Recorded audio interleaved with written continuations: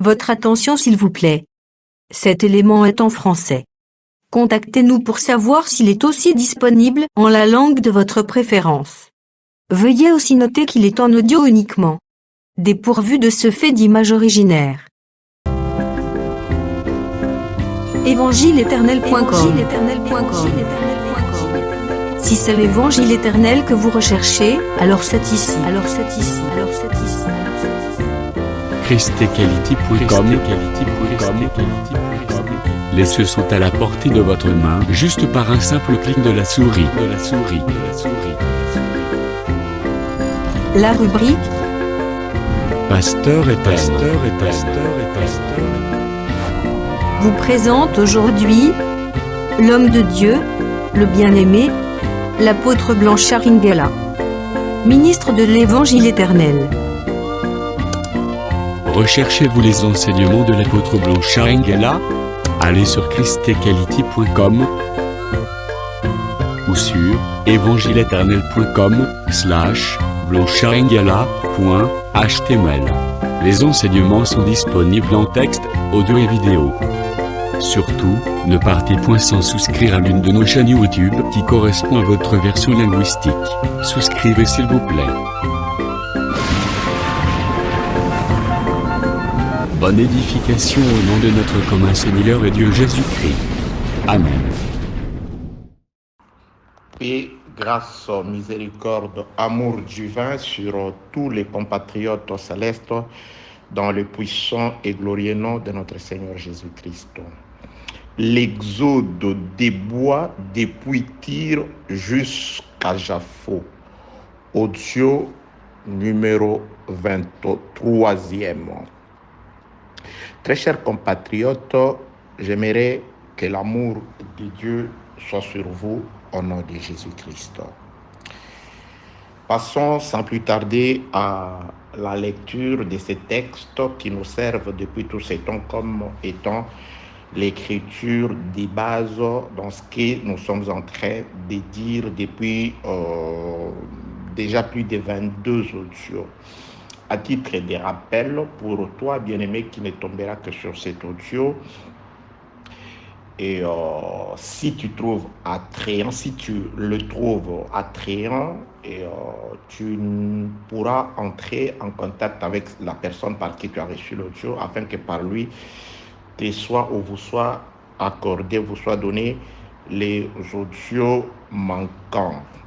La paix de Dieu sur vous, au nom de Jésus-Christ. Des Chroniques chapitre 2, je commence la lecture au 3e verset. Salomon envoya dire à Huram, roi de Tyr, « Fais pour moi comme tu as fait pour David, mon père, à qui tu as envoyé des cèdres, afin qu'il se bâtisse une maison d'habitation. Voici, j'élève une maison au nom de l'Éternel, mon Dieu, pour la lui consacrer, pour brûler devant lui le parfum odoriférant, pour présenter continuellement le pain des propositions et pour offrir les holocaustes du matin et du soir, des sabbats, des nouvelles lunes et des fêtes de l'Éternel notre Dieu, suivant une loi perpétuelle pour Israël. La maison que je vais bâtir doit être grande, car notre Dieu est plus grand que tout le Dieu. Je saute pour atterrir au 8e verset. 2 Chroniques, toujours chapitre 2e.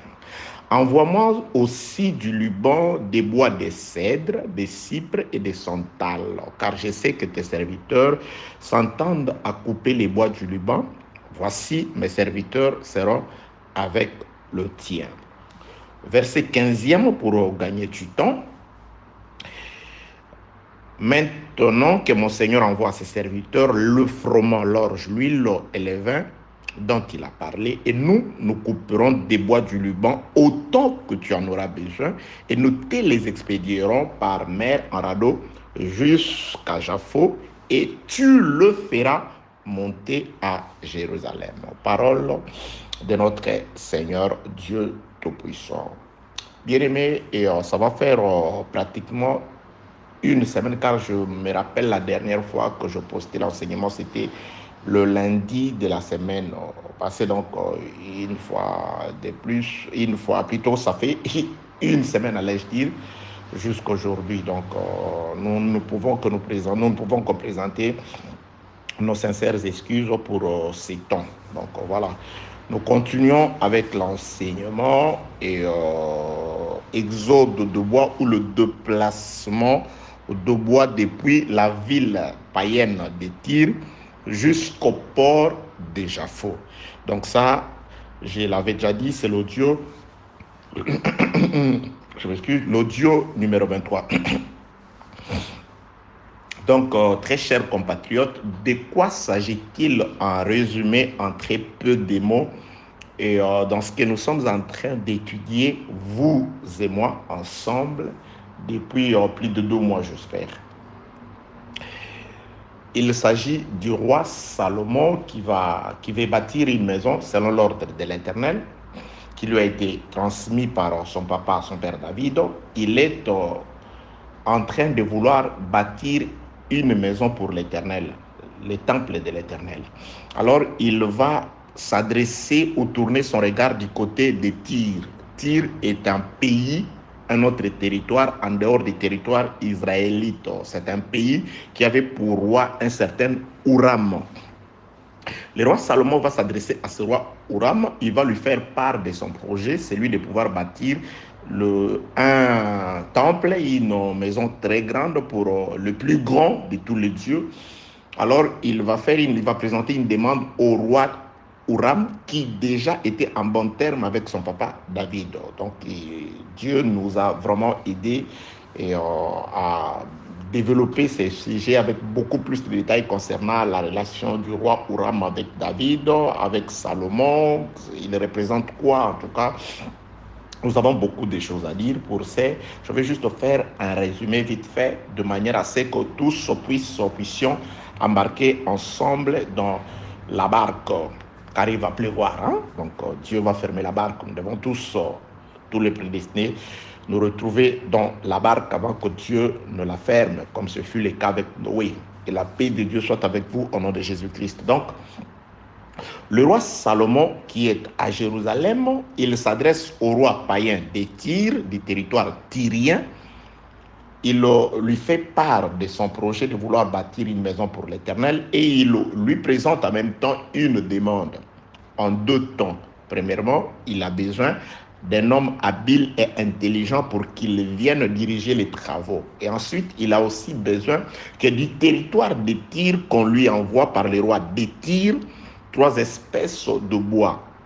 Les bois de cèdre, les bois de cypre et les bois de santal. Nous avons déjà, selon le Saint-Esprit, parlé de pourquoi de ces 3 bois-là. En quoi était-il exceptionnel par rapport aux autres bois de la forêt du Liban? Parce que la forêt du Liban n'avait pas que ces 3 essences-là. Il y en avait plusieurs. Mais Salomon n'a présenté sa demande que concernant ces bois-là. C'est pourquoi nous avons profité de dire beaucoup de choses, entre autres. Ne partiront à Jérusalem que ceux qui seront désignés par celui qui nous attend à Jérusalem. Ne montera au ciel que celui qui y était déjà avant. Ne peut venir à Christ que celui qui a été touché par le papa de Jésus-Christ. Que la paix de Dieu soit avec vous au nom de Jésus-Christ. Donc, du territoire païen de Tyr doivent partir les bois qui sont attendus à Jérusalem pour constituer un temple pour la louange du grand roi. Nous avons compris d'après plusieurs écritures qu'en résumé, lorsqu'on parle de bois, en soi, Dieu il ne se donne pas la peine de parler de bois comme si les bois pouvaient avoir une âme pour respirer. Donc en soi, parlant des bois, Dieu voulait parler des hommes, de nous les hommes. Et une écriture des Cantiques chapitre 1er, attendez, je prends cette écriture-là. Il y en a plusieurs, j'avais déjà expliqué ça, mais je le prends quand même pour vous enrichir, afin que vous ayez beaucoup de passages. Et Cantique des Cantiques, je prends le premier verset. Et Cantique des Cantiques, les chapitres 2e plutôt, allais-je dire.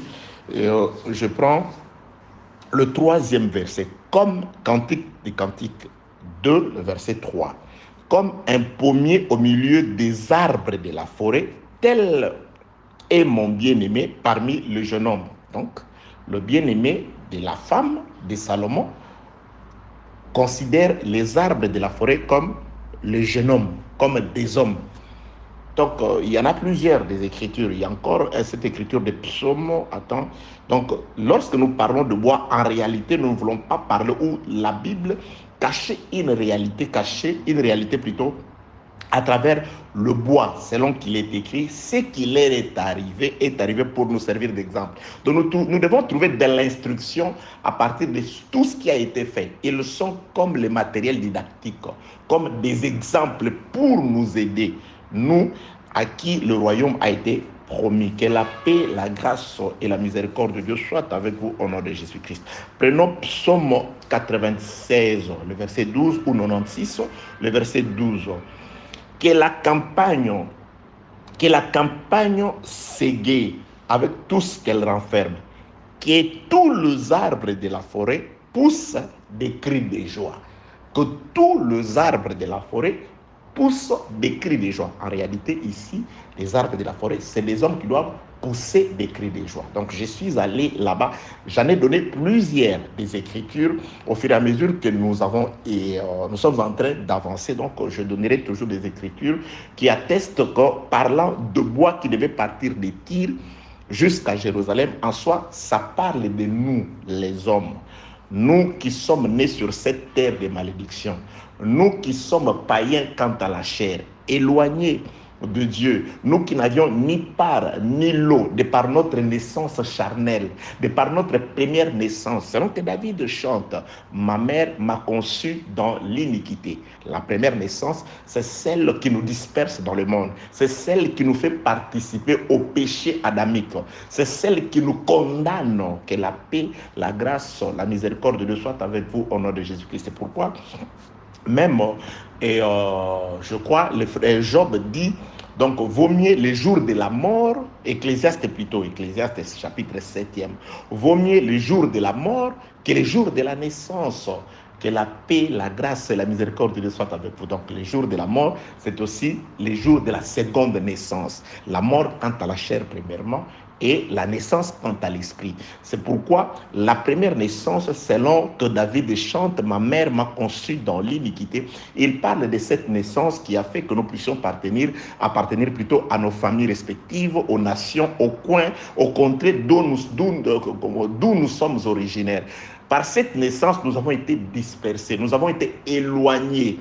Et il faut que Jésus-Christ vienne et qu'il s'adresse à Nicodème pour dire que celui qui est digne d'entrer dans le royaume, c'est celui qui doit naître de nouveau. Donc la première naissance quant à la chair, c'est celle qui nous a éloignés. Et la seconde naissance par l'eau et l'esprit, véritablement par l'enseignement, par la parole de Jésus-Christ. Acceptez Jésus-Christ dans sa vie de manière à ce que l'Esprit du Seigneur commence à vous conduire. Que la paix, la grâce et la miséricorde de Dieu soient avec vous au nom de Jésus-Christ. Donc, les bois, c'est nous, lesquels, par la première naissance, nous avons été éloignés de Dieu. Selon qu'il est écrit dans le livre d'Ecclésiaste, chapitre 3e, il y a un temps pour chaque chose.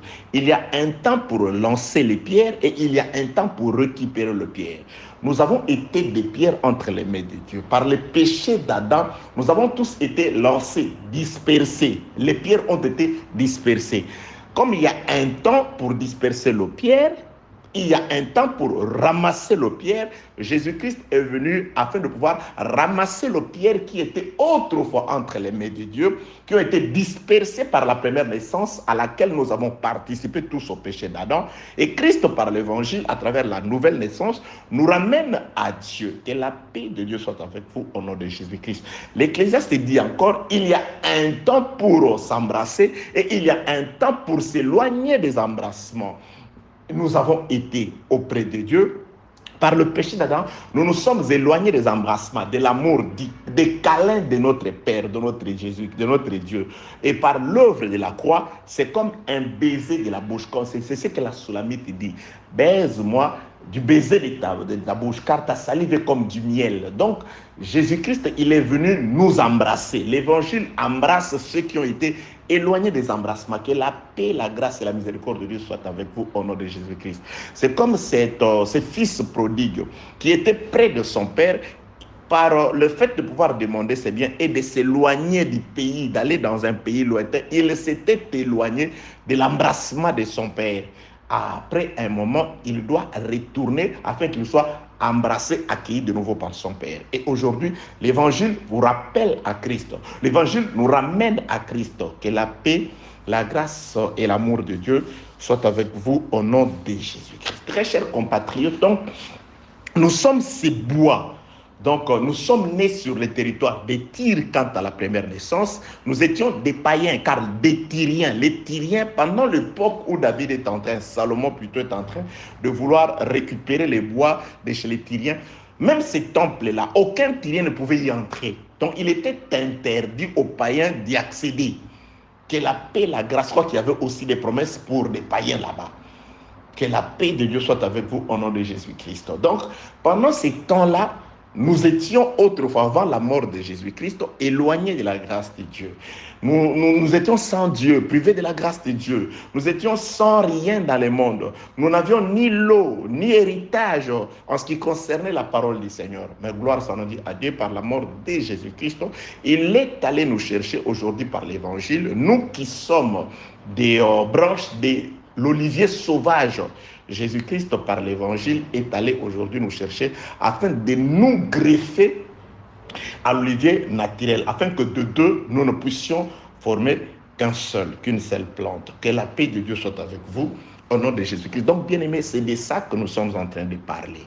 Du roi Salomon qui reste à Jérusalem, qui envoie néanmoins ses serviteurs descendre dans le pays des Tyr, afin qu'ensemble avec des Tyriens, qu'ils puissent couper les bois. Alors, de là, on trace l'itinéraire qui fait l'objet de notre enseignement. Le bois doit quitter Tyr jusqu'à Jérusalem par l'itinéraire tracé par le roi Huram. Le roi Huram dit, depuis les territoires de Tyr, le bois se déplaceront par la voie maritime. C'est par la mer, sous forme de radeaux, jusqu'à Jaffo. Jaffo était un port. Nous allons, si Dieu le permet, étudier la ville de Jaffo. Quels sont les événements qui se sont déroulés à Jaffo avant ou qui vont se dérouler après, qui pourront nous aider à comprendre pourquoi c'est à Jaffo que Salomon doit venir récupérer les bois. Que la paix de Dieu soit avec vous au nom de Jésus-Christ. Bien aimé, toujours. Donc, les parcours, c'est nous qui étions dans le monde.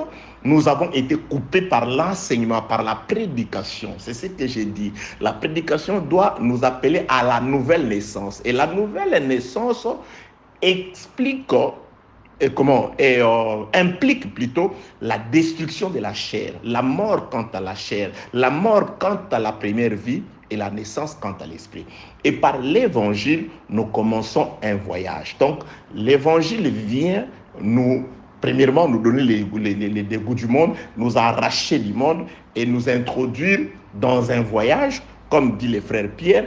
Nous n'avons pas de cité permanente sur la terre, nous sommes des pèlerins. Donc nous devons commencer un pèlerinage qui part du pays de Tyr jusqu'à Jérusalem. Mais il y a des transits. Nous allons faire un transit dans la ville, dans le port de Jaffo. Et c'est à Jaffo que nous pourrons voir face à face le visage de Salomon, lequel va nous prendre pour nous faire monter à Jérusalem. Donc, Salomon ne descend pas pour venir physiquement nous chercher à Tyr. J'ai expliqué ces choses dans beaucoup des audios.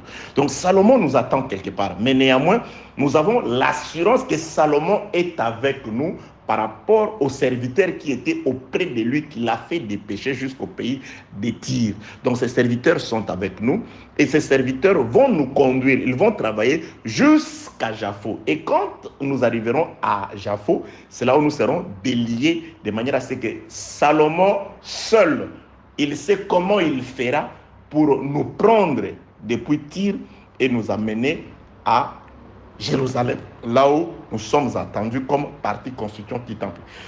Ce parcours, je l'ai déjà enseigné dans un autre enseignement que se trouve sur YouTube très certainement, la course vers les appartements. Je crois que c'est comme ça que ça doit s'intituler. Donc la course vers les appartements. Apôtre, vous allez sur YouTube, tapez Apôtre Blanchard, Ingala, la course vers les appartements. Donc, attendez, je vous fais un petit flash, c'est sur... Cantique des Cantiques, chapitre 1er. Attendez, Cantique des Cantiques, chapitre 1er. Cantique des Cantiques. Ok, livre des Cantiques, chapitre 1er, à partir du 4e verset. Écoutez ce qu'il est écrit. Entraîne-moi après toi. Là, c'est la femme qui parle à son homme. La version d'Arbi emploie le terme, au lieu d'entraîner, la version d'Arbi dit tire-moi après toi. C'est-à-dire la femme était couchée, la femme était abattue, la femme était à terre. L'homme, plutôt, elle demande à son mari de pouvoir la tirer. Donc, c'est nous qui étions sur le territoire des tirs par la première naissance. Donc, nous avions besoin de Salomon qu'il vienne nous faire sortir de là. Nous l'avons dit, bien-aimés dans le Seigneur. N'eût été que Salomon avait ouvert sa bouche pour dire que j'ai besoin de bois à Jérusalem. Ces bois-là, quel que soit leur nom, cypre, santal et cèdre, nous serions restés à Tyr. Donc c'est grâce à la parole qu'a libéré Salomon qu'aujourd'hui nous nous sommes retrouvés en train de pouvoir nous acheminer vers Jérusalem. C'est pourquoi la femme ici, la femme du bien-aimé de Salomon reconnaît, elle dit, entraîne-moi après toi, c'est-à-dire tire-moi, mais après toi. Elle se positionne. Il y a des gens qui dépassent l'homme. Bien aimé, c'est lui qui nous a tirés de la mort. C'est lui qui nous a sauvés de la malédiction de la chair par la première naissance. C'est lui qui nous a sauvés de cette malédiction-là. C'est le Seigneur Jésus, c'est notre mari. Et quand il nous place, le positionnement est très important. Il est devant, nous sommes derrière. Lui, c'est le berger. Nous marchons derrière. Il y a des gens qui dépassent le Seigneur. Quand il parle, vous dites, mais ce que tu dis, Jésus-Christ n'a pas dit le chemin par lequel tu marches. Mais le Seigneur n'est pas là. Il y a des gens qui veulent faire, je ne sais pas, agenouiller le Seigneur dans leurs idées, dans leur volonté. Mais ici, la femme dit très bien, entraîne-moi après toi. Après toi, tu seras devant. Bien aimé, les modèles, le maître, le guide, l'éclaireur, la colonne de feu, la colonne de la nuée qui connaît les chemins aujourd'hui, c'est le Seigneur à travers la parole. Donc nous devons marcher au pas de la colonne de feu. Lorsque la colonne s'arrête, on s'arrête. Lorsque la colonne de nuée s'arrête, on s'arrête. Lorsque la colonne commence la marche, quel que soit que nous étions en train de préparer, tout Israël doit laisser de faire tout ce qu'il faisait pour marcher à la suite de la colonne de feu. Donc c'est pourquoi ici la femme dit, entraîne-moi après toi. Cantique 1, verset 4. Entraîne-moi après toi. Nous courons. Donc la marche se fera sous forme d'une course. Ça, c'est juste le résumé. Ça se trouve, c'est un enseignement, je crois, de 20 audios qui se trouve sur YouTube. Course vers les appartements. Donc la marche ne se fait pas, ou plutôt, le pèlerinage ne se fait pas dans la marche. C'est fait par la course. Or, le frère Paul parle de ceux qui courent comme des athlètes. Donc, normalement, après que Jésus-Christ nous ait relevés de la position assise, basse, de l'abîme d'où nous étions par nos offenses, il nous a placés derrière lui et nous courons. C'est-à-dire, il a fait de nous des athlètes. Nous courons. Donc, c'est la course. Donc, la course, c'est la période qui va depuis Tyr jusqu'à Japhos. Ici, les Écritures parlent de la course. Dieu, dans la marche d'Israël, il appelle cette période le désert, la période où les territoires qui séparent la mer Rouge du Jourdain. Là, c'est la course, c'est des athlètes. Nous courons pour une couronne. Nous courons tout en respectant les règles. Donc, on doit nous apprendre les règles de la course. C'est pourquoi Dieu, quand il fait sortir Israël, il doit les conduire au pied de la montagne afin de lui enseigner les règles. Voilà comment vous devez courir. Voilà ce que vous devez faire. Voilà ce que vous devez manger avant la course. Voilà, bien aimé, la parole de Dieu consiste à vous donner les règles de la course parce qu'il est écrit que l'athlète ne sera jamais couronné s'il court ou il combat en dehors des règles. On doit d'abord respecter les règles. Il y a un seul qui a couru, qui a été couronné parce qu'il a respecté les règles, c'est le Seigneur Jésus. Et nous courons avec lui et plusieurs courent, un seul va vaincre, va porter la couronne. Le seul, c'est l'Église. C'est cette femme qui s'accrochera à l'homme. C'est pourquoi la femme dit ici, entraîne-moi, après toi, nous courons. Donc, c'est-à-dire, la course est aussi comparée à la période depuis la ville de Tyr, c'est-à-dire la période maritime, la navigation, c'est aussi une course.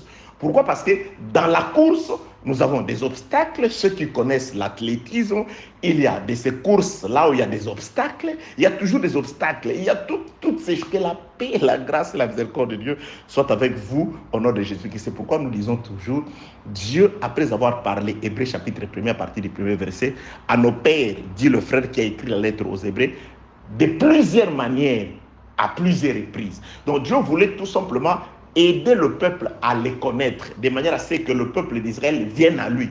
Mais il a dit ça à plusieurs reprises, mais de plusieurs manières. Il a utilisé différents prophètes plutôt, dans le seul but de faire connaître sa volonté au peuple, de vouloir conserver le peuple auprès de lui. Et aujourd'hui, bien-aimés dans le Seigneur, tout ce que nous disons, nous n'avons qu'un seul objectif, vous dire que Jésus-Christ vous aime. Il veut que vous veniez à lui. Car l'objectif, c'est de pouvoir ramener Adam au jardin. Que la paix de Dieu soit avec vous au nom de Jésus-Christ. Donc, Cantique chapitre 1, verset 4. Entraîne-moi après toi, nous courons. Les rois m'introduisent dans ses appartements. Donc, après la période de la course, c'est là que le roi viendra nous chercher pour nous introduire dans les appartements. Bien aimés dans le Seigneur, nous ne connaissons pas les chemins. Nous ne connaissons pas les appartements, c'est les rois. Mais les rois, on ne le retrouve pas avant la course. Certes, par la mort, Jésus-Christ nous a entraînés après lui. Nous courons après le Seigneur sous forme de l'Esprit aujourd'hui. Mais lorsque nous finirons la course, c'est lui qui viendra nous prendre pour nous introduire dans les appartements. Les appartements, c'est les Graal, c'est la couronne. Nous courons pour la couronne. Et pour nous, bien-aimés dans le Seigneur qui sommes en Jésus-Christ, la couronne, c'est d'être avec le Seigneur. C'est l'enlèvement, bien-aimés dans le Seigneur. C'est aller dans les appartements. C'est les rois qui doivent nous y introduire. C'est pourquoi Salomon attend. Salomon va laisser Jérusalem. Il va descendre jusqu'à Japhos. C'est à Japhos que Salomon viendra récupérer les bois pour le faire monter à Jérusalem, bien-aimé dans le Seigneur. Donc, il faut que Isaac quitte sa maison. Il doit abréger le chemin jusqu'au champ. Rebecca va se déplacer depuis chez elle jusqu'au champ. Ils vont se retrouver dans le champ. C'est à partir du champ que le travail du plus ancien de la maison d'Abraham va s'achever. Et là, Isaac va récupérer Rebecca. Il va la faire monter jusque dans la tente de sa maman. Que la paix de Dieu soit avec vous au nom de Jésus-Christ. Donc, je suis en train de nous parler des similitudes dans ce qui concerne notre départ. Nous sommes des bois sur le territoire des Tyr. Nous avons été autrefois attachés aux terres des Tyr. Nous étions nourris par la terre des Tyr. Nous servions d'ombrage ou je ne sais pas, nous étions complètement au service des Tyriens. Mais gloire soit rendue à Dieu, Salomon a exprimé sa volonté que nous allions les retrouver à Jérusalem. Il a envoyé des serviteurs à qui il a donné un salaire pour nous couper, pour nous séparer de la terre de Tyr, afin de nous faire le voyage par la mer. Que la paix de Dieu soit avec vous au nom de Jésus-Christ. Donc c'est également ce que la bien-aimée de Salomon, poussée par le même esprit, est en train d'exprimer ici. Entraîne-moi après toi, tire-moi, tire mon âme après toi, nous courons. Tu ne peux pas commencer la course si on ne t'a pas tiré, si on ne t'a pas entraîné. Donc tirer, c'est ça, retirer de la terre de Tyr, couper, séparer de la terre de Tyr. Entraîne-moi, amène-moi dans ton élan. Donc l'homme est venu, il est mort, par sa mort, il nous a récupérés d'entre les morts, oui, d'entre la malédiction. Il nous a récupérés de là. Maintenant, nous commençons la course par le Saint-Esprit. Le Saint-Esprit est devant. Nous regardons les modèles par le Saint-Esprit et nous sommes derrière. Que la paix de Dieu soit avec vous au nom de Jésus-Christ. Donc, bien aimé, je suis allé là-bas pour nous faire comprendre ce que nous sommes en train de dire. Le déplacement ou l'exode de bois. L'exode, c'est un déplacement en masse. Donc, le bois doit se déplacer en masse, pas d'après le nombre voulu par ceux qui coupent le bois ou le roi Huram, mais celui qui détermine les montants du bois, c'est celui qui a envoyé qu'on puisse lui chercher le bois. Celui qui connaît le nombre des sauvés, c'est le Seigneur Dieu lui-même. Ça ne dépendra pas d'un pasteur, évangéliste, docteur, je ne sais pas, prophète, apôtre, quel que soit archibishop, comment on t'appelle. Tu as une liste, c'est toi qui vas établir la liste de ceux qui seront sauvés. On n'est même pas sûr que toi-même tu seras sauvé. Parce que tu prétends être celui que tu n'es pas. Que la paix, la grâce et la miséricorde de Dieu soient avec vous au nom de Jésus-Christ. Donc, bien-aimés, dans ceci, nous disons ceci. Alors, dans ceci, nous disons ceci. Dans ceci, nous voulons dire que la paix de Dieu soit avec vous au nom de Jésus-Christ. Le bois qui quitte les territoires de Tyr par la voie maritime. Dans les audios précédents, nous avons fait comprendre que les territoires maritimes, c'est ça l'équivalent de l'étape de la marche d'Israël comprise entre la mer Rouge et le fleuve Jourdain. C'est ce territoire-là qui a été comme une école de Dieu. Dieu a sciemment, volontairement amené les peuples dans les déserts parce qu'il voulait l'enseigner. Il voulait lui instruire plutôt. Israël en Égypte, c'était des barbares. C'était des peuples qui n'avaient pas de loi. C'était des peuples qui ne connaissaient Dieu que des noms. Ils pouvaient connaître, oui, le Dieu de nos pères, Abraham, Isaac et Jacob. Ils n'avaient que l'historique. Mais ils ne savaient pas comment servir ces dieux-là, comment craindre ces dieux-là. C'est pourquoi, bien aimé, vous ne pouvez pas craindre Dieu si on ne vous enseigne pas sur lui, si on ne vous parle pas sur Dieu. Il y a aujourd'hui des prédicateurs qui ne parlent aux gens que sur les choses de la terre. Parlez de Dieu aux gens. Bon, déjà, pour parler de Dieu, vous devez aussi vous-même les connaître. Que la paix de Dieu soit avec vous au nom de Jésus-Christ. Vous devez les connaître pour bien le présenter au peuple. Vous voyez, donc Dieu doit faire partir ces peuples. L'exemple est quand ils sont sortis de l'Égypte. Quelques jours après, Dieu ne leur avait pas encore donné la loi.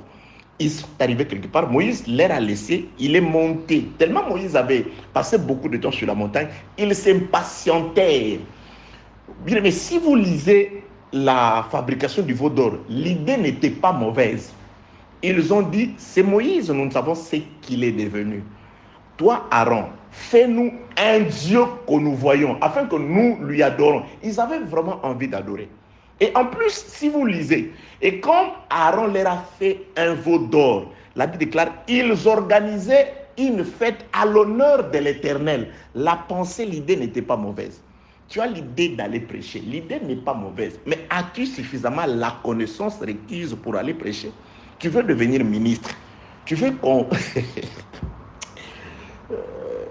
qu'on te fasse ministre. Il y a des gens qui sont prêts à tuer pour qu'on leur fasse ministre, pour qu'on dise qu'ils sont ministres. Bien aimé, ton ministère n'a besoin que d'une main d'association. Et la main d'association viendra naturellement par rapport à l'exercice. Il y a des gens qui sont prêts à tuer pour qu'on leur, je dis entre guillemets, pour qu'on leur fasse ministre. Pour qu'on leur fasse ministre. Ils sont en train de pouvoir voyager ça et là, ils gaspillent de l'argent pour qu'on leur fasse ministre. Les enfants d'Israël, l'idée dans la tête n'était pas mauvaise. Quand ils se sont fait faire un veau d'or, ils voulaient un Dieu au milieu d'eux. Donc, en quelque sorte, ils avaient déjà l'idée du tabernacle. Mais ils n'avaient pas la connaissance, ni Aaron non plus n'avait pas la connaissance, parce que Moïse était allé chercher la connaissance sur la montagne. Quand ils étaient en train de faire ces choses-là, Dieu ne leur avait pas encore donné ni la loi, ni les commandements, ni rien. Mais ils aimaient Dieu. J'ai dit, la fabrication du veau d'or, la volonté était bonne. Il y a des gens aujourd'hui qui se lèvent pour aller faire des voyages missionnaires. L'idée n'est pas peut-être tout à fait mauvaise. Il veut enseigner. Il veut aller, je ne sais pas, en Europe, et au Congo profond, en Afrique profonde, pour aller prêcher la parole. Oui, c'est ça l'idée des enfants d'Israël. Fais-nous un Dieu que nous voyons. Et Aaron aussi, par rapport à ce qu'il voyait en Égypte, il leur a demandé ce qu'ils avaient. Ok, rapportez ce que vous avez. Par rapport à ce qu'ils voyaient en Égypte, ils se sont fait représenter un veau d'or. Mais écoutez ce qu'ils disent. Ça m'a tiqué. Ils disent, organisons une fête à l'honneur de l'Éternel. Donc, dans la tête, ils voulaient célébrer l'Éternel, mais visiblement, la manière de la célébrer ou de les célébrer était différente de la façon, de la volonté de Dieu. Tout simplement pourquoi? Parce que c'était des ignorants. Il y a des pasteurs, entre guillemets, des ministres ignorants. Ils vous disent des choses par ignorance. Ils ont peut-être la volonté. Mais la bonne volonté, disent les Écritures, n'existe qu'en raison de ce qu'on a. Quand tu n'as rien, tais-toi, assis-toi. Ne cherche pas comme Uza à sauver Dieu. Que la paix de Dieu soit avec vous au nom de Jésus-Christ. Donc, très chers compatriotes, nous sommes en train de dire ceci. La période qui va depuis la mer Rouge jusqu'au au fleuve Jourdain, cette période-là, c'est l'école de Dieu, où Dieu doit instruire son peuple, où Dieu doit se révéler à son peuple. Dieu doit montrer au peuple ce qu'il aime qu'on lui donne à manger. C'est comment il veut que son peuple soit. C'est ce que Dieu est en train aussi de faire avec nous dans un désert spirituel. Nous sommes en train de traverser le désert spirituel, c'est-à-dire la mort et la résurrection de Jésus-Christ. C'est ça la mer Rouge. Nous sommes dans l'école de Dieu où nous sommes aussi soumis à des épreuves. Il y a la tentation, il y a toutes ces choses-là. Il y a parfois des manques, il y a parfois des complications. C'est l'école de Dieu. Heureux celui qui supporte patiemment la tentation, c'est-à-dire les déserts, car après avoir été éprouvé, nous recevrons la couronne qui est la terre promise, qui était comme Canaan, qui était comme l'introduction dans les appartements. Après qu'on ait relevé la jeune femme et qu'elle ait couru derrière l'homme, esprit, le mari, après la course, viendra la chercher pour l'introduire dans les appartements. Et là, dans les appartements, nous nous égayerons, nous nous réjouirons à cause de toi. Donc, des réjouissances, c'est dans les appartements, des vraies réjouissances, bien-aimés. La Bible déclare la joie et la gloire à venir ne sauraient être comparées, bien-aimés, aux souffrances, aux afflictions actuelles. Même à cette gloire pour laquelle beaucoup de personnes sont en train d'hypothéquer même la vie éternelle, en acceptant de faire des choses bizarres. Que la paix pour l'argent, pour la gloire de ce monde. La gloire à venir. C'est pourquoi la Sulamite dit ceci, Cantique des Cantiques, chapitre 1, verset 4. Entraîne-moi après toi, nous courons. Le roi m'introduit dans ses appartements. Nous nous égayerons, nous nous réjouirons à cause de les festivités, le véritable nous attendent là-bas. La véritable joie, c'est là-bas. Le véritable vin, c'est là-bas. Parce qu'il avait promis qu'il y a un vin que nous boirons, que nous boirons dans les royaumes de son Père. Que la paix de Dieu soit avec vous. Au nom de Jésus, que c'est difficile, hein, les Français. Très compliqué. Que la paix de Dieu soit avec vous au nom de Jésus-Christ. Donc, je suis en train de dire ceci. Donc, cette période-là, le désert, depuis la mer Rouge, c'est l'équivalent de ce que le bois doit traverser, laissant la terre de Tyr, pour arriver jusqu'à Japhos, où les bois se retrouveront nez à nez avec Salomon. Où nous allons nous retrouver avec le roi qui est censé nous introduire dans les appartements. Donc, c'est là que nous allons le retrouver à Japhos. Mais avant d'arriver sur le territoire de Japhos, bien aimé, voilà ce que nous avons vu. Nous avons compris que la navigation dans la mer ne sera pas sur un fleuve tranquille. Non, non, non, non, non. Ce n'est pas de l'eau douce. Non, non, non, non. Donc, dans la mer, il y aura des tumultes. Dans la mer, il y aura des tempêtes. Dans la mer, idem, de la même façon que Israël a été buté à beaucoup d'obstacles dans les déserts, nous aussi, de même façon que les coureurs, parce que quand nous courons, c'est des athlètes. Des athlètes ont des obstacles à surmonter dans la course. Des athlètes ont un comportement à adopter, ont une vie, un mode de vie à adopter s'ils veulent plutôt gagner ou remporter le prime. Nous avons aussi, bien aimés dans le Seigneur, dans la mer, le bois doit passer par beaucoup de tumultes. Ils doivent affronter le bois, le flot, et le vent, la tempête, toutes ces choses-là viendront. Nous avons compris, c'est comme Jésus-Christ. On est dans le livre de Marc, chapitre 4e. Jésus-Christ va dire à ses disciples, c'est ce que nous allons étudier aujourd'hui. Allons à l'autre bord. Quand il prend les disciples, je suis dans le livre de Marc, chapitre 4, à partir du verset 35e. Allons à l'autre bord, il ne leur prévient pas de ce qu'ils vont rencontrer en cours de route. C'est ça le bois. Nous sommes coupés à Tyr. Nous devons aller jusqu'à Japhos. Mais On nous dit tout simplement que des tirs jusqu'à Jaffo, c'est la navigation par la mer. Mais on ne nous rapporte pas les obstacles que nous allons rencontrer dans la mer. Et les disciples de Jésus-Christ, ensemble avec le maître dans la même barque, lorsqu'ils arrivèrent au milieu de la mer, c'est alors qu'ils vont commencer à buter contre les flots, contre la tempête, contre la mer qui se fâche, contre l'eau qui commence à entrer. Les eaux vont quitter leur endroit respectif pour entrer dans la barque de manière à les entraîner. Que la paix, la grâce et la miséricorde de Dieu soient avec vous au nom de Jésus-Christ. Comme les Écritures, c'est complète. Nous avons compris, bien-aimés dans le Seigneur, que les enfants d'Israël, d'après ce qui est décrit dans le livre de plutôt Ézéchiel chapitre 32, Ézéchiel 32, nous passerons beaucoup plus de temps là-bas. Ézéchiel chapitre 32. Oui. Ézéchiel chapitre 32, le verset 2e. Fils de l'homme, prononce une complainte sur Pharaon, roi d'Égypte. Tu lui diras, tu ressemblais à un lionceau parmi les nations. Tu étais comme un crocodile dans les mers. Tu t'es lancé dans tes fleuves, tu troublais les eaux avec tes pieds, tu agitais leurs flots. Donc, nous avons compris que dans la mer, dans les eaux sur lesquelles nous sommes appelés plutôt à naviguer, il y a un monstre sous l'eau. Et ce monstre-là, qu'est-ce qu'il fait? Il est en train d'agiter les eaux avec ses pieds. Il est en train d'agiter le flot. Donc, la barque peut bien commencer la marche. Il y a plusieurs personnes avec qui nous avons commencé la marche. Au début, c'était bien, c'était facile, on allait à la prière. Mais arrivé au milieu, c'est alors que le tumulte a commencé. C'est alors que l'eau commence à s'énerver, vouloir se révéler contre nous, se rébeller contre nous. Les enfants d'Israël, idem. Exode chapitre 15, quand ils ont traversé la mer Rouge, ils ont chanté la louange de Dieu. Ils ont chanté les bienfaits de Dieu. Mais quelque part dans le désert, c'est alors que lorsqu'ils vont commencer à être butés, au problème de celui qu'ils avaient vu, c'est-à-dire Pharaon qu'ils voyaient, que Dieu a dit, c'est Pharaon que vous voyez, vous ne le verrez plus.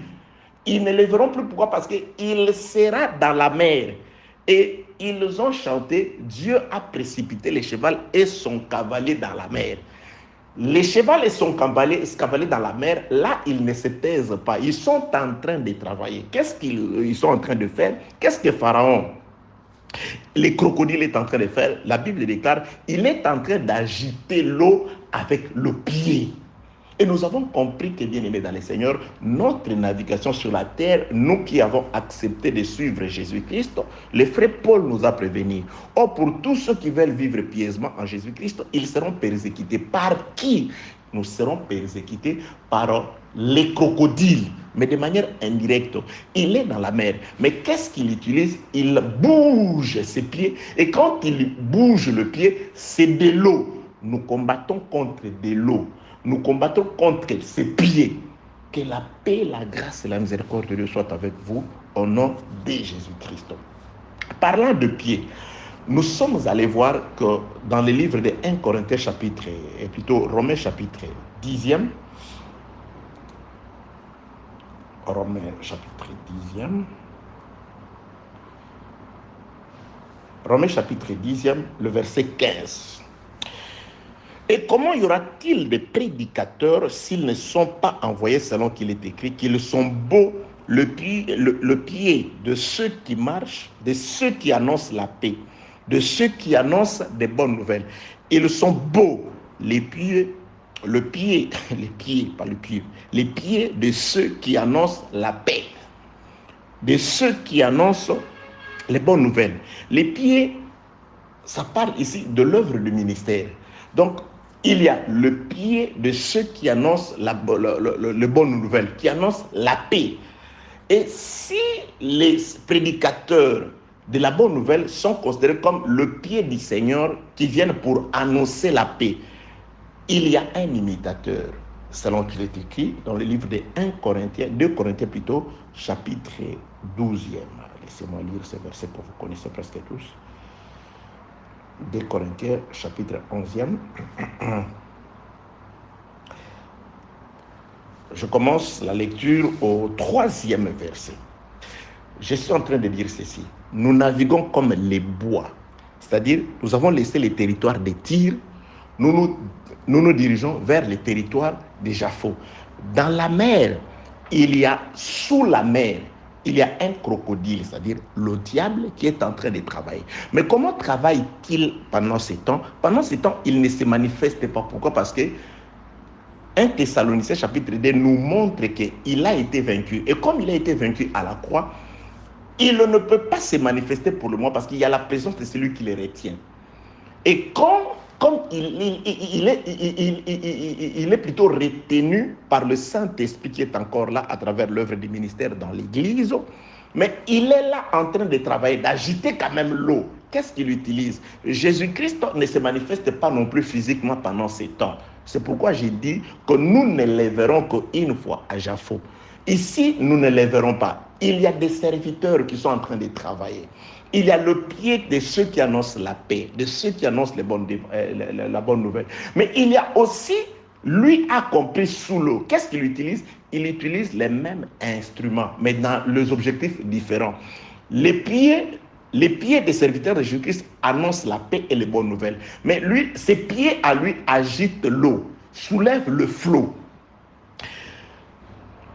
C'est l'imitation, bien-aimés dans le Seigneur. Donc, ils viendront en vous comme des loups, mais en peau de brebis. Ils seront extérieurement comme des brebis. Ils parlent comme l'agneau, mais quand vous regardez les cornes, c'est alors que vous vous rendez compte que ce sont des cornes des dragons. Non. Quand vous regardez les cornes, c'est des cornes comme les cornes de l'agneau. Mais c'est quand ils parlent, si vous avez l'oreille, vous entendez, mais ça c'est le message des dragons. Les dragons, quand ils viennent devant Ève, c'était quoi son message? C'est une ruse avec la parole, mais dans l'objectif de pouvoir éloigner l'homme de la volonté de Dieu. Que la paix de Dieu soit avec vous au nom de Jésus-Christ. Lisons 2 Corinthiens chapitre 11. Je commence d'abord au premier verset. Oh, si vous pouviez supporter de ma part un peu de folie, mais vous me supportez. Car je suis jaloux de vous d'une jalousie de Dieu. Parce que je vous ai fiancé à un seul époux pour vous présenter à Salomon à Japhos, pour vous présenter à Christ comme une vierge pure. Là, c'est l'œuvre du ministère. Paul, il prend la place de l'œuvre du ministère pour vous présenter à Christ. Parce que Christ, Salomon nous attend à Japhos. Les ministères doivent nous présenter à Salomon à Japhos comme une vierge pure, comme des bois selon la volonté de Salomon. Les bois des sandales, des cypres et des cèdres. C'est ça la vierge pure. La femme élue, choisie, connue de Salomon avant la fondation du monde. Salomon nous a connus parce que nos noms s'est figuré dans les livres qu'on lui a remis par David, qui a été écrit par Dieu. Donc nous sommes la vierge pure de Salomon. Nous sommes une fontaine scellée de Salomon, un jardin fermé de Salomon. Il nous attend là-bas à Tyr. C'est pourquoi le frère Paul le dit ici, car je suis jaloux de vous d'une jalousie de Dieu. Parce que je vous ai fiancé à un seul époux pour vous présenter à Christ comme une vierge pure. Mais il y a aujourd'hui des gens qui veulent présenter une femme qu'eux-mêmes sont en train de mettre leur sémence. Bien aimé, aucun homme ne peut mettre sa sémence sur toi. Tu es une femme réservée pour Jésus.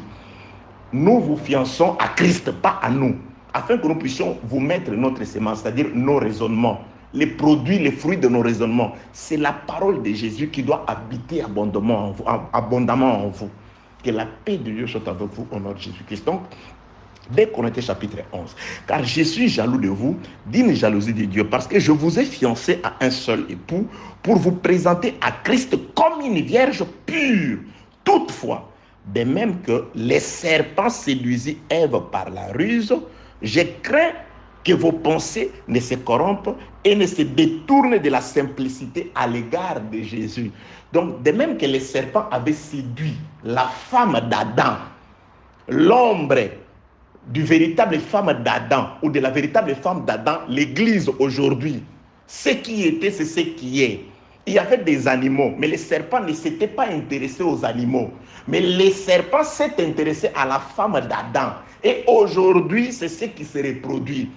Il est là, sous forme de pieds qui agitent l'eau. Ils viennent comme des annonciateurs, ceux qui annoncent la paix. ceux qui annoncent des bonnes nouvelles. Ils sont des loups, mais en peau de brebis. Je saute pour gagner du temps. Dès qu'on entend toujours chapitre 11, j'atterris au verset 13e.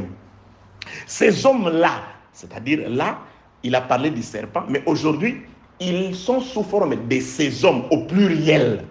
Il n'y a pas un seul antéchrist aujourd'hui. Il n'y a pas quelque part où là-bas vraiment c'est la mère de toutes les impudiques. Non, c'est le diable. L'église catholique, elle a bu du vin de l'impudicité, comme toutes les autres églises aujourd'hui. Tous ceux qui acceptent un autre évangile, tous ceux qui acceptent un autre Jésus, tous ceux qui reçoivent un autre esprit. Je rentre, 2 Corinthiens chapitre 11, verset 4, c'est très intéressant. Lisez 2 Corinthiens chapitre 11, tous les chapitres. Chapitre 4. Chapitre 3. Toutefois, de même que le serpent séduisit Ève par sa ruse, je crains que vos pensées ne se corrompent et ne se détournent de la simplicité à l'égard de Christ. Si quelqu'un vient vous prêcher un autre Jésus, vous voyez vraiment quelqu'un présenter un autre Jésus. Un autre Jésus. Quelqu'un présente... Si quelqu'un vous présente un autre Jésus, que celui que nous vous avons prêché, oui, vous le recevez. Un autre esprit que celui que vous avez reçu, ou un autre évangile que celui que vous avez embrassé, vous le supportez fort bien. Il y a des gens, oui, bien aimés, ces reproches ne datent pas d'aujourd'hui. Vous n'êtes pas le premier à accepter notre Jésus, notre Jésus, notre esprit, notre évangile. Ça date, c'est-à-dire, il y a des églises, quand vous entrez, vous entendez les prédicateurs, je dis, mais ça, de quel Jésus parle-t-il comme ça? Quel est ce Jésus qui accepterait de telles prédications, de telles insignations, de telles déclarations remplies d'arguments? Ça, c'est quel esprit? Recevez l'esprit de rakarakata. Mais ça, c'est un autre esprit. Ça, c'est un autre Jésus. Ça, c'est un autre évangile. Que la paix de Dieu soit avec vous au nom de Jésus-Christ.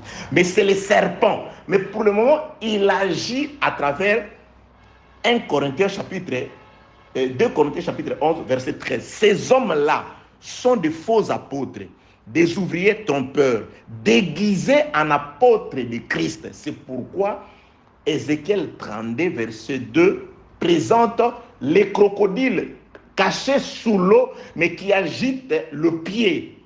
Il est en train d'agiter l'eau avec le pied. 1 Corinthiens, et plutôt Romains chapitre 10, verset 15, ils sont beaux, le pied de ceux qui annoncent la paix, de ceux qui annoncent la bonne nouvelle. Donc, du côté de Jésus, il y a le pied. Du côté du diable, il a imité. 2 Corinthiens 11, verset 13, ces hommes-là, ce sont de faux apôtres, des ouvriers trompeurs, déguisés en apôtres de Christ. Et cela n'est pas étonnant, puisque Satan lui-même se déguise en ange de lumière. Vous voyez vraiment quelqu'un utiliser Satan. Vous voyez la force. Non, je sors. On peut sortir du corps.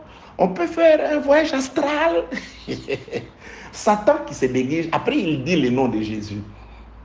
Que la paix, la grâce et la miséricorde de Dieu soient avec vous au nom de Jésus-Christ. Soyez vigilants, surtout à l'ère de l'Internet, à l'heure de YouTube, des réseaux sociaux. Soyez vigilants et soyez enseignés. Je nous avais dit ceci dans l'audio passé. Bien-aimés, vous êtes tous des maisons. Nous vous édifions. Ceux qui vous enseignent vous édifient. Mais la seule différence est que nous vous édifions sur les rocs, afin que lorsque les vents, la tempête et les torrents viendront, ceux qui seront édifiés sur le roc résisteront. Ceux qui auront connu leur Dieu, ceux qui auront la véritable connaissance, ils agiront avec fermeté, bien-aimés dans le Seigneur. Vous allez comprendre, parce que nous vous dotons des yeux pour voir, malgré l'apparence de l'agneau, que vous ayez la capacité de voir à l'intérieur, lorsqu'ils ouvrent la bouche, que c'est un loup qui vient pour dévorer le troupeau. C'est des mercenaires qui n'hésitent pas, après vous avoir ravi tout l'argent, tous vos biens, ils prennent la poudre d'escampette par la suite. Que la paix de Dieu soit avec vous au nom de Jésus-Christ. 2 Corinthiens plutôt, chapitre 11, le verset 13, le verset 14. Et cela n'est pas étonnant puisque Satan lui-même se déguise en ange de lumière. Il n'est donc pas étrange que ces ministres aussi se déguisent en ministres de justice. Leur fin sera selon leurs œuvres. Les ministres de Satan aujourd'hui se déguisent en ministres de Christ. Pourquoi? Parce qu'il nous a ratés par la croix. Par la croix, il a été vaincu. Dieu a dit aux Israélites, les Égyptiens que vous voyez, vous ne le verrez plus. Dieu les a combattus, mais Dieu ne les a pas exterminés complètement. L'œuvre de la croix, il a été vaincu. Mais Dieu ne l'a pas exterminé. Dieu a juste placé une zone tampon, une zone de protection. Il ne peut se manifester qu'à son temps. Pendant ce temps, nous avons comme une parapluie de protection, comme un paratonnerre. Nous avons comme une protection. L'ange de l'Éternel est en train de veiller tout autour de ceux qui craignent Dieu, de l'église qui a la connaissance, de l'église qui a la crainte de Dieu, de l'église qui reconnaît Jésus, qui le place au-dessus de toutes choses. L'ange de l'Éternel est en train de décamper. Il est en train de nous protéger. Donc, il attend, il y a la présence de l'Esprit qui le retient. Mais entre-temps, ne pouvant pas se manifester, qu'est-ce qu'il fait? Il est en train de pouvoir agir à travers les disciples, à travers ses disciples, à travers ses apôtres, qui sont comme des pieds que le crocodile caché dans l'eau est en train d'agiter. Il est en train d'agiter. Oh, bien-aimé dans le Seigneur. Psaume. Attendez, le livre de psaumes, et justement chercher ces psaumes pour nous, qui nous donnent l'espérance quand même. Hein? Nous avons l'espérance.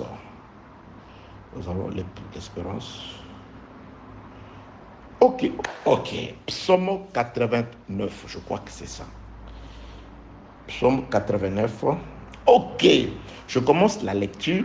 N'oubliez pas.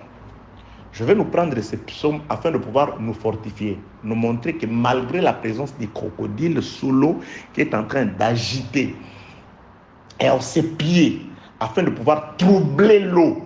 Troubler l'eau, ça veut dire quoi? Je vais rentrer dans le psaume. Ça veut dire Galates chapitre 1 verset 7. Hein? Attendez. Galates chapitre 1 verset 7. Ah oui, il faut donner des versets. Galates chapitre 1 verset 7. Voilà. Non pas qu'il y ait un autre évangile, mais il y a des gens qui vous troublent. Qui sont ces gens? Ce sont ces faux apôtres-là. Ce sont ces ministres de Satan qui se déguisent en ministres de Jésus. Ils viennent pour troubler. Pourquoi? Parce que ce sont les pieds des crocodiles qui sont en train d'agiter l'eau. Ils viennent, le frère Paul les avait déjà vus.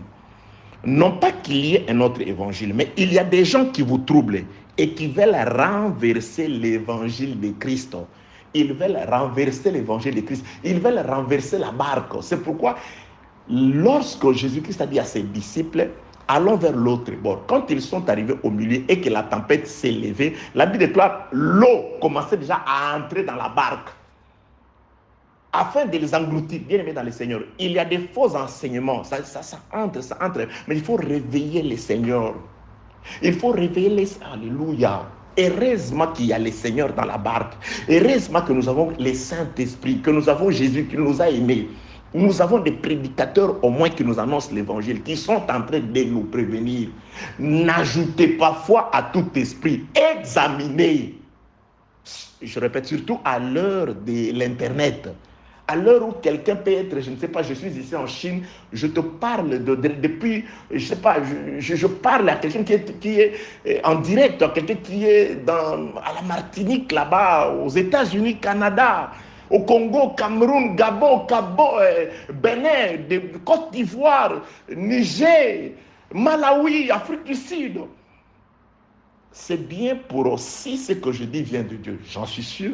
Et c'est aussi dangereux. Pourquoi? Parce que il est toujours là, il se déguise. Vous avez compris ce qui est écrit dans 2 Corinthiens chapitre 11, verset 13. Il se déguise en apôtre de Christ. C'est des ouvriers menteurs. Ils viennent comme avec le même objectif que le serpent vis-à-vis de l'épouse d'Adam. Nous traversons comme des bois, nous sommes en train de traverser la mer. Ils sont là dans la mer. Ils vont élever des tumultes. Et qu'est-ce qu'ils vont faire? Ils vont vouloir introduire de l'eau dans la barque. L'eau, c'est la mondanité. L'eau, c'est l'enseignement des hommes. Afin de pouvoir nous engloutir. Gloire soit rendue à Dieu qu'aucun élu ne sera perdu. Pourquoi? Parce que les élus seront toujours avec le Seigneur dans la barque. Je suis dans le livre des psaumes pour confirmer ce que je suis en train de dire. Psaume et chapitre 89. Je commence la lecture. Je peux même commencer la lecture au verset 20. Psaume 89, le verset 20. J'ai trouvé David, mon serviteur, et je l'ai oint de mon huile sainte. Donc ici, il s'agit d'une prophétie sur David. Qui dit ça? C'est David lui-même. Il prophétise, David prophétise sur David. Donc les prophètes, parlent-ils de lui-même? Non, il parle de Christ. Donc si David prophétise sur David, c'est que David prophétise sur le véritable David. Puisque c'est David-là, c'est un usurpateur en quelque sorte. Parce qu'il y a le véritable David de qui il s'agit ici. Vous allez comprendre. Donc David prophétise sur le vrai David. L'esprit du vrai David, à travers l'homme David, fils d'Isaïe, prophétise sur le véritable David, fils de Dieu, Jésus-Christ. Psaume 89, je commence la lecture au 20e verset. Je trouvais David mon serviteur. Je l'ai oint de mon huile sainte. Ma main le soutiendra et mon bras le fortifiera. L'ennemi ne le surprendra pas et les méchants ne l'opprimera point. Je craserai devant lui ses adversaires et je frapperai ceux qui les haïssent.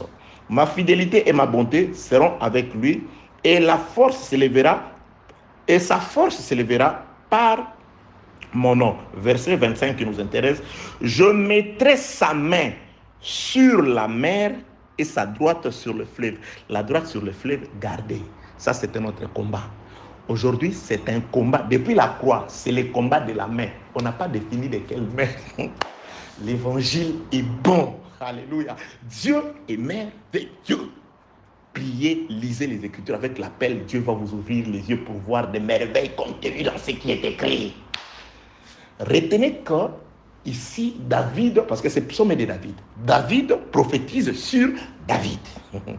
Donc, l'esprit du véritable David de Christ prophétise par David, l'homme, fils d'Isaïe, sur ce que sera Jésus. Parce que quand David prophétise, Jésus n'était pas encore venu. Quoiqu'il parlait par David déjà. Il dit ceci, je mettrai, l'Éternel Dieu mettra sa main sur la mer. Mais la main. Bien aimé, il y a le ministère de la main sur la mer. Si je me mettais plutôt à vous parler de ça, nous aurons encore 20 ou 30 audios. Bien aimé, ce que Dieu a coupé à Adam quand il a chassé, c'était la main. Ah, oui. Dieu a retranché la main. Ah, ok, allons-y. On va revenir. Je suis dans le livre de Genèse, chapitre 3e. Genèse, chapitre 3e. Je commence la lecture au 22e verset. Dieu promet qu'il mettra la main de David sur la mer et sa droite sur le fleuve. La droite sur le fleuve viendra. Mais pour le moment, c'est la main sur la mer. Pourquoi nous parlons de la main de David sur la mer? Parce que, attendez, nous allons déjà finir comprendre qui est ce David-là. Je rentre dans le livre de Psaume 89. Verset 25. Je mettrai sa main sur la mer et sa droite sur le fleuve. Lui m'invoquera, tu es mon Père, mon Dieu et le rocher de mon salut. Et moi, je ferai de lui, de ce David-là, le premier-né, le plus élevé des rois de la terre. Je ferai de ce David. Vous voyez déjà qu'il ne s'agit pas de ce David-là, le véritable premier-né. Ce n'est pas ce David-là. C'est le véritable, le premier-né d'entre les morts, Jésus. Le roi de la terre. Tout pouvoir lui a été donné au ciel comme sur la terre. C'est Jésus. Donc cette prophétie, vous comprenez déjà, c'est une prophétie qui concerne Jésus de Nazareth. Donc c'est Jésus, Dieu va permettre à ce que la main de Jésus soit sur la mer. Pourquoi? Parce que dans la mer, il y a un crocodile qui utilise le pied. Donc la guerre, l'opposant de pied, c'est la main qui est là. C'est pourquoi l'église de Jésus, je parle à l'église de Jésus, vous êtes heureux, vous serez sauvés parce qu'il y a la main du véritable David qui est sur la mer. C'est-à-dire la présence de celui qui le retient. Il y a la main. Oui, je parle de la main. Attendez, je vais vous donner juste un flash. Hein. Quand je vous ai dit que quand Dieu a chassé Adam, il lui a aussi coupé la main. Il lui a coupé la main, il lui a empêché, il lui a donné 3 ou 4 barrières que nous allons voir aujourd'hui. Bon, je vais juste flasher. Genèse chapitre 3, verset 22. Écoutez très bien. L'Éternel Dieu dit, voici l'homme est devenu comme l'un de nous, pour la connaissance du bien et du mal. Empêchons-les d'avancer sa main. Oui. Dieu dit, non, ce que nous allons empêcher, ce n'est pas d'avancer les pieds. Non, ce n'est pas d'avancer l'œil. Non. Parce qu'Israël a vu. Il a vu l'arbre de vie. Il a vu. Oui, Jésus, l'arbre de vie était là. Israël a vu. Il a vu. Nous avons contemplé sa gloire comme la gloire du Fils unique venu du Père. Ils ont vu. Mais ce qu'Israël n'avait pas, c'était la main pour toucher, pour recueillir, pour prendre. C'était la main. Israël n'avait pas la main. Il n'avait pas de main. Ok. Que Dieu soit loué. Dieu est merveilleux. L'Éternel Dieu dit, voici l'homme est devenu comme l'un de nous, pour la connaissance du bien et du mal. Empêchons-le maintenant d'avancer la main. Comment on peut empêcher quelqu'un d'avancer? Couper cette main-là. C'est pourquoi à Élie, on dira, à cause du péché de tes enfants, on va couper ton bras, on rétrachera les bras. C'est-à-dire la fin du ministère. C'est le ministère. Hein? Je parle du sacrificateur Élie. On a coupé les bras. Dieu, pour parler de la fin du ministère, il parle du bras qui doit être coupé. Ici, Dieu dit, il faut empêcher. L'Éternel Dieu dit, Genèse 3, 22, l'Éternel Dieu dit, voici l'homme est devenu comme l'un de nous, pour la connaissance du bien et du mal. Empêchons-les maintenant d'avancer la main, de prendre l'arbre de vie, d'en manger et de vivre éternellement. L'Éternel Dieu les chassa du jardin pour qu'il cultivât la terre d'où il avait été pris. On l'a chassé parce que le problème de Dieu, c'est que la main. Ok. C'est pourquoi Ésaïe chapitre 53 dit, qui a reconnu les bras de l'Éternel? Le bras de l'Éternel quand il est venu pour dire, mais voici le bras qui vient pour vous aider qu'avec la main que vous puissiez recueillir.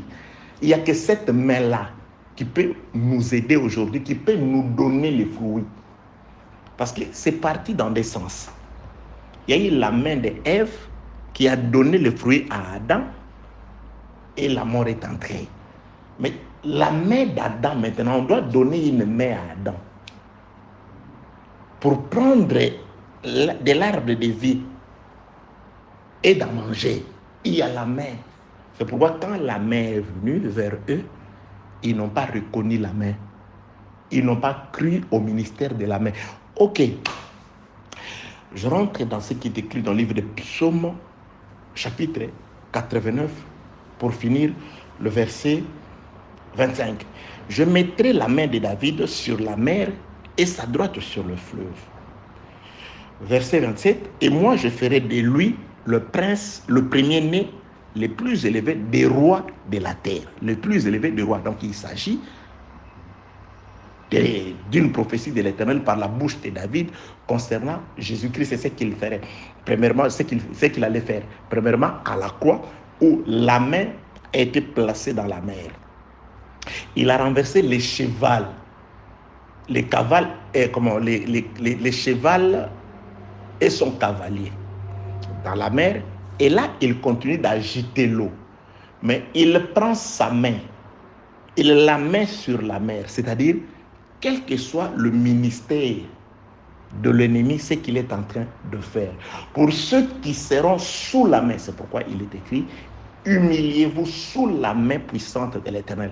Pour ceux qui s'humilieront, qui accepteront Christ, qui obéiront à l'évangile de Christ, ils seront sous la protection de la main. Il y a le crocodile qui est dans la mer, qui utilisent ces pieds comme étant des faux apôtres, des faux enseignements, la mondanité, toutes ces choses, mais ne seront protégés que les disciples qui seront dans la barque où il y a eu la main de l'Éternel, parce qu'ils étaient protégés par la main de l'Éternel. La main de l'Éternel était là. Et aujourd'hui, la main de l'Éternel qui nous protège dans la navigation, c'est tout simplement l'enseignement de Jésus-Christ. Et cet enseignement accompagné du Saint-Esprit. Cet enseignement qui ne parle que de Jésus. Cet enseignement qui ne lève que Jésus-Christ. Pour aujourd'hui, que celui qui a créé les cieux et la terre vous bénisse au nom de Jésus. Merci d'avoir suivi ce message et que Jésus-Christ vous bénisse. Si vous avez une question à l'intention de l'homme de Dieu, si vous voulez que l'homme de Dieu prie pour vous, si vous voulez vous confier à l'homme de Dieu, ou si vous voulez tout simplement bénir l'homme de Dieu, contactez-le directement si ses coordonnées sont disponibles depuis sa page. Sinon, contactez-nous et nous lui transmettrons vos préoccupations. N'oubliez pas de faire un tour à notre page évangélisation pour voir en quoi vous pouvez vous rendre utile à Christ par cette œuvre. Que Dieu vous bénisse tous. Amen. ChristQuality.com. Les cieux en un clic de la souris. Évangile-éternel.com, le site de l'Évangile éternel. Christ et Quality Fondation, équilibrer la manne ramassée dans le désert de sorte que chacun ait un eumère.